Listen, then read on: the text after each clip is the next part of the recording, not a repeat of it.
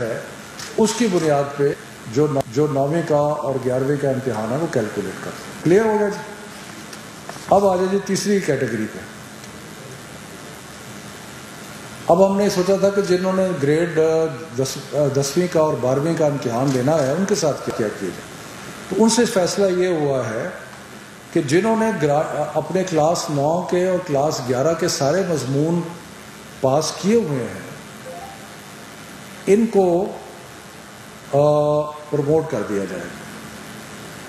جنہوں نے اپنے 9ویں کے اور 11ویں کے جنہوں نے اپنے 9ویں کے اور 11ویں کے سارے امتحانات جو ہیں وہ سارے سبجیکٹ جو ہیں وہ کلیئر ہیں ان کو 9ویں اور 11ویں کی پرفارمنس کی بنیاد پہ جج کیا جائے.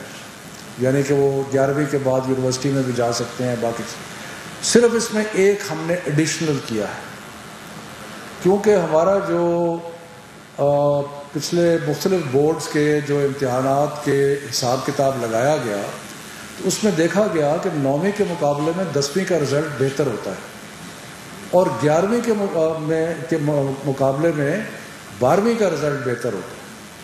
تو اس لیے ہمیں وہ ایک اسٹیٹسٹیکل فارمولا اپلائی کر کے اور اس میں یہ فیصلہ کیا گیا کہ جن کو 9ویں اور 11ویں کی بنیاد پہ پروموٹ کیا جا رہا ہے ان کے نمبروں میں 3% اضافہ کر دیا جائے گا. اور یہ جو 3% اضافہ ہے یہ پرانے امتحانات کے سارے جو حساب کتاب لگا کے اس میں دیکھا گیا کہ یہ 3% اضافہ جو ہے یہ کنسسٹنٹ ہے اسٹیٹسٹک سے کہ 12ویں کا رزلٹ اور 10ویں کا رزلٹ 9ویں اور 11ویں کے مقابلے میں زیادہ بہتر ہوتا ہے. ٹھیک ہے جی.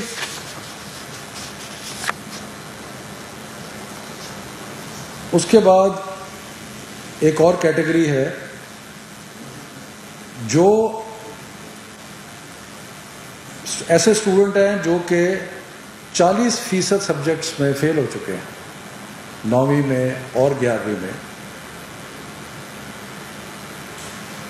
ان کو پاسنگ مارکس دے دیے جائیں گے. ان کو اور کچھ نہیں گریڈ نہیں کیا جائے گا, پاسنگ مارکس دے دیے اپ ٹو 40%. یعنی کہ جو ٹوٹل امتحان ہے اس کے 40% مضامین میں اگر کوئی فیل ہوتا ہے تو اس کو پاسنگ مارکس دے دیے جائیں گے 9ویں اور 11ویں کے بنیاد کے اوپر. اس کے بعد آ جاتی ہے جی کچھ کیٹیگریز رہ جاتی ہیں ایسی جو کہ اس سارے فارمولے میں فٹ نہیں کرتی. وہ کیٹیگریز کیا ہے؟ ایسے لوگ جو کہ اپنے 11ویں کے امتحان پہ سیٹسفائیڈ نہیں ہیں. وہ سمجھتے ہیں کہ اگر ہمیں موقع ملتا تو ہم 12ویں کے امتحان میں اپنی گریڈ کو مزید امپروو جو ہے وہ کر سکتے تھے. ایک کیٹیگری یہ ہوگی. دوسری کیٹیگری یہ تھی کہ جن لوگوں نے 11ویں کا امتحان نہیں دیا تھا لیکن وہ کمپوزٹ امتحان دے رہے تھے 12ویں کا اور ان کے پاس 11ویں کا رزلٹ ریلائی کرنے کے لیے نہیں ہے. یہ دوسری کیٹیگری ہوگی.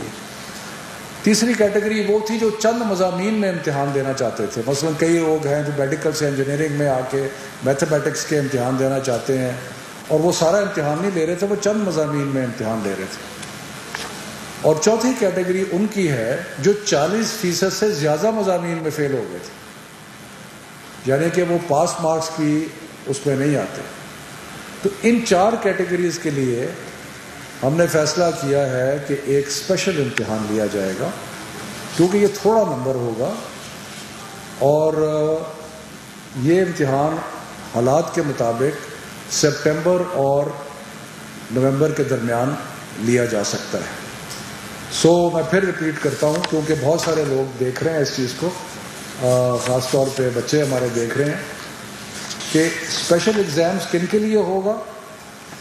نمبر 1 جو اپنے گریڈ جو ان کا کلاس 11 کا رزلٹ ہے جس کی بنیاد پہ ان کو یونیورسٹی میں جانا ہے اور باقی کیونکہ 12ویں کا امتحان نہیں ہو رہا تو ان کو اگر وہ سیٹسفائیڈ نہیں ہے تو ان کو موقع ملے گا کہ وہ ایک اور امتحان میں بیٹھ سکے.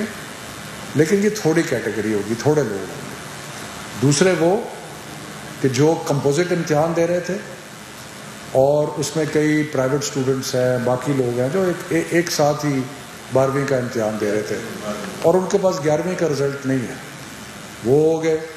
تیسرا کہ جو چند سبجیکٹس کا امتحان دے رہے تھے، اور چوتھا وہ کہ جو 40% سے بھی زیادہ فیل ہو گئے تھے تو اس میں ان کو ایک موقع دیا جائے گا۔ اس کے بعد جو امتحان کا ٹرانسکرپٹ ہوگا 12ویں کا، اس میں ٹوٹل نمبر دیے جائیں گے، اس میں سبجیکٹ وائز ٹرانسکرپٹ نہیں ہوگا، سبجیکٹ وائز ٹرانسکرپٹ نہیں ہوگا۔